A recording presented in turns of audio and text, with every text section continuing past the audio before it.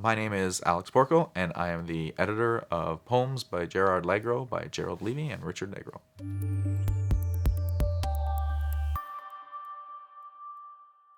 I was doing some research out in Otine, North Carolina, in the state archives, which is about halfway between Asheville and the town of Black Mountain. And the state archives there have a large collection of all the Black Mountain College materials, student files, publications, all things sort of affiliated with the college. And the wonderful archivist there, Heather South, was helping me do some research on Black Mountain College poetry and pulled out a whole bunch of boxes and files and things I might be interested in. And by sheer chance, I joyously opened up this box to discover the Curious Poems by Gerard Legro manuscript. And it was curious because it was in a file marked Gerald Levy. And so I started sort of trying to figure out who Levy and Negro were and what this sort of whole sort of complete manuscript with an introduction and all the poems, try to figure out sort of how this arrived and how it came to existence. And so it is pure luck, chance. I'm quite happy to have sort of opened the right box on a sunny day.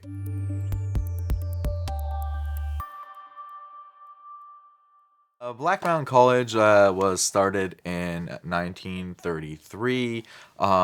Its early faculty came over. They were figures like Joseph Albers, for example, or Zanti Shavinsky, who taught there a little in the 30s. A lot of sort of European exiles. Albers, in particular, flees with his wife Annie when Hitler sort of rise to power in 1933. So it's this experimental sort of art college that is just sort of beautifully flourishes in the sort of western rugged mountains of North Carolina, in the town of Black Mountain, or just outside the town of Black Mountain. And it was this great sort of experiment in education where student and faculty lived in the same houses. The student to faculty ratio was super, super small. You could have these individualized, you wouldn't even call them curriculum, it's just like what you were interested in, and students would work and negotiate that with professors who had very sort of particular and partisan interests in very great ways. And it was a great place for collaborative work and interdisciplinary art. So poetry, in fact, doesn't become prominent at the college until the late 1940s. Up until then, it had been sort of this great sort of place for music, where sort of in the late 40s, John Cage is there, and earlier, plenty of figures sort of introducing Schoenberg and Satie, and before that, all the visual artists that come out of it. So it's this great sort of hotbed for abstract art, the first happening, in 1952, modern dance with Merce Cunningham. Buckminster Fuller invents and sort of makes a prototype of the geodesic dome, which we now have right in Montreal.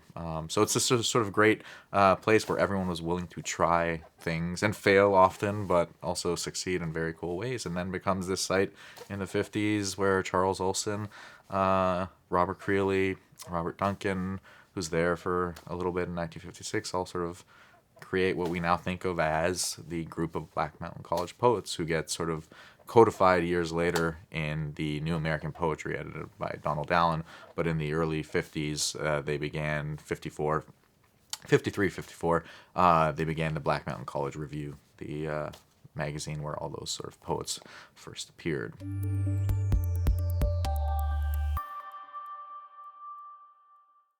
Thinking about the historical significance of the book, as far as I see it, as there's two elements to it. One is it is very much not what we think of as part of the Black Mountain College canon of poetry, that is sort of circles around Charles Olson, who is a wonderful and spectacular poet, but is in fact a very small portion of the history of poetry at the college. So prior to, say, his ascendancy, really, he's there from 51 to 57 when the college closes. But before that, there's all these sort of poets at the school. Joseph Albers was a poet. People forget. I mean, he's noted as a painter, but a poet. In the late 30s, figures like Jane Mayhall and Ruth Hirschberger. And so this is the the Gerald Levy and Richard Negro poems come right in 1949, just as Olson's arriving. And one of the great values of it is their complete sort of dislike of Olson, essentially, and his poetics. It's right around the time where he's teaching the Pisa and cantos because he's been visiting Pound at St. Elizabeth's Hospital in D.C., sort of going back and forth. And he's teaching the cantos, and they want nothing to do with this. They want nothing to do with projective verse. They think it's all, in fact, Gerald Levy refers to him as a charlatan when he's teaching. And so one of the great things is it's imminent critique of the school, which didn't often happen. So if you think of the school as this sort of site of countercultural production or anti the mainstream American, Levy and Negro would be the anti people, just trying to sort of, for lack of a better term, sort of shit disturb on campus. And in fact did so quite humorously in a lot of ways. Levy also participated in an event where a whole bunch of art students who had taken a dislike to Joseph Albers as well. So Albers and Olson were these figures that students didn't necessarily always gravitate towards. Anyway, Levy participated in this hoax where they sort of jokingly, a bunch of art students splattered paint, on a big canvas and then put it in the dining hall of the school just so they could watch various students and faculty come by and say, look how great this artwork is. And they had just been sort of screwing around on a daily basis trying to sort of make this sort of moment to see how people create an aura around the way we talk about art and its specialness. In terms of American poetry more broadly, the hoax part is great. Like if we're thinking of the use of heteronyms and prank poetics, of which there is a great sort of tradition in American poetry, the displacement of the author, or the egotistical author, the use of found materials at the college. In fact, I think that's one of this great contribution for this book is that sort of sense of that you can make poetry out of anything, of which a lot of Black Mountain poets too, especially Jonathan Williams, for example, who would do a lot of sort of walking around and just jot down signs that he would see, and that would be the poem. And so they're just kind of splicing things together. So it's this. So it's a great sort of moment of creative play for these two teenagers who never produced anything else afterwards, which is unfortunate. I kind of always wonder what would have happened if they had kept collaborating. But for me, those are the great things, and it reads really well alongside things like Spicer's After Lorca, right?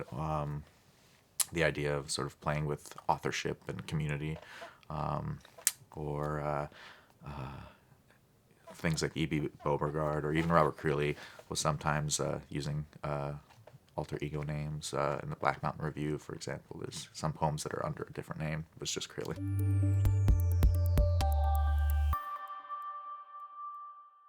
Levy leaves the college and he travels to Israel. And I talk about this in the introduction of the book. He's goes to live on a kibbutz for 2 years. And is actually, in fact, teaching printmaking, which he learned at the college.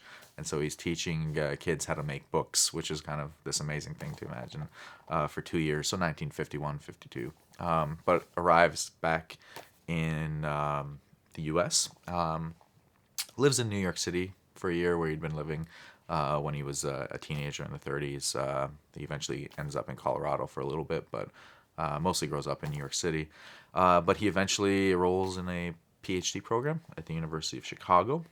And after that, becomes one of the founding figures of what we now think of as medical anthropology. And he taught for many years at the Portland State University and the University of Arizona.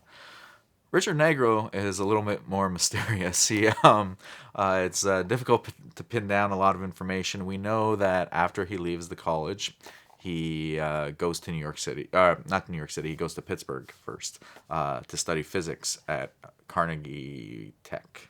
What would have been Carnegie Tech, and it's what we now think of as Carnegie Mellon University.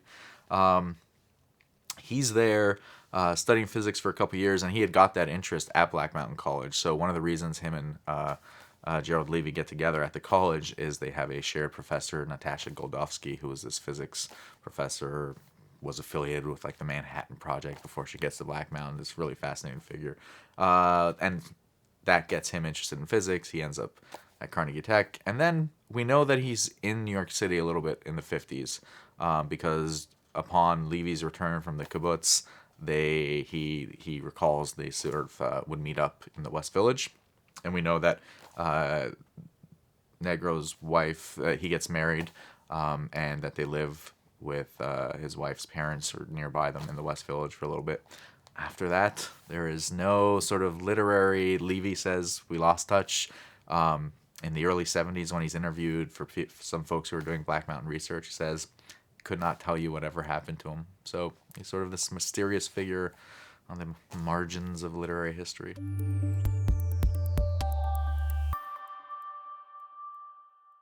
Some surprising facts about the book. The great sort of joy of the thing was you open up this box and you have this manuscript, and you have to figure out the provenance of it and why would Gerald Levy be interested in, and Negro, in sort of these sort of chance operations, and especially because they weren't being taught at Black Mountain. No one was saying splice together random things you find in the library. So in doing the research and reading some oral histories, Levy actually is very helpful in this. In the early 70s, he did compose a couple of oral histories, and so there are some transcriptions of them. Going into the archive, finding everything, I discovered that Levy's father is Julian Levy, who owned and operated the Levy Gallery in New York City, which was, in 1931, the site of the first exhibit of European Surrealist art in America. So Salvador Dali, Marcel Duchamp, Man Ray. And Levy worked in his father's gallery as a teen, and so was basically hobnobbing with sort of the international avant-garde, including before he would have even got to Black Mountain, he had probably already known John Cage and Merce Cunningham, who were known to frequent the gallery. So odds are, if he's working there, he would have met them. And then going back further, right, so having figured out that Julian Levy was his father, it took a second for me to put it together and be like, I'm almost 100% certain that Julian Levy was married to Joella Hawes, which is Mina Loy's daughter, the poet. And so it took a second. I was a little stunned, and I realized, oh, this is Mina Loy's grandson. So again, doing more and more research, discovered that in fact they had by that point, Loy eventually returns to America. They spend summers together in Connecticut. And Joella Hawes eventually divorces Julian Levy. She remarries Herbert Beyer, the Bauhaus architect, and he's the one who tells Levy, Jerrold, about Black Mountain College and all the cool stuff, because Herbert Beyer was a friend of Joseph Albers from back in the day. And one of the reasons, in fact, one of the curious things is people often wonder why we have this only one recording, as far as I know, of Mina Loy, and it's in about 1956, I believe, in Aspen, Colorado. And the reason she's there is Herbert Beyer got hired by the city to design architecturally and graphic stuff, and so Joella and Herbert Beyer, move to Aspen, and they're at that point taking care of Loy, and that's how she ends up in Aspen, Colorado, where she spends the last sort of years of her life. So yeah, there was a lot of cool things like that. Also, the fact that Buckminster Fuller really loved the poem, so that was pretty exciting. I don't think he's often thought of as a poet, but has a couple of very excellent, a sonnet sequence, if you will, called Mind and Body, or Body and Mind, that is just like a essay in 14-line sections. And so yeah, that summer when they they compose the poem and read it for the first time, it's to an audience that includes Buckminster Fuller, who's by Fuller's account says that Gerald Levy has a extraordinary reading voice, whatever that would be. I don't know. There's no more sort of description of it, but apparently worth noting. Yes.